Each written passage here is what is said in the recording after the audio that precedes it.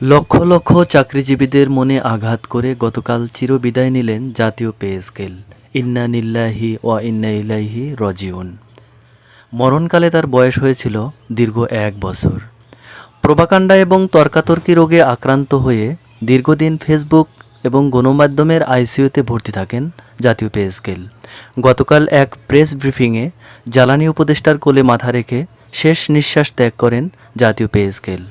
আগামী 1 সপ্তাহ Facebook, TikTok, YouTube এবং পেপার পত্রিকায় ঘোরাঘুরি করার পর সংসদ ভবনের ডান পাশে দাফন করা হবে। জাতীয় পে স্কেলের মৃত্যুতে শোক প্রকাশ করেন নিম্ন গ্রেডের সরকারি কর্মচারীরা। তারা আশায় ছিলেন পে স্কেল ঘোষণা হলে দারিদ্রতা কাটিয়ে ওঠার। সে আশার ভেতরে এক বালতি ছাই এবং কাঁচা গোবর ঢেলে দিলেন জ্বালানি সহ বিভিন্ন উপদেষ্টারা। ধন্যবাদ। হাই কাক,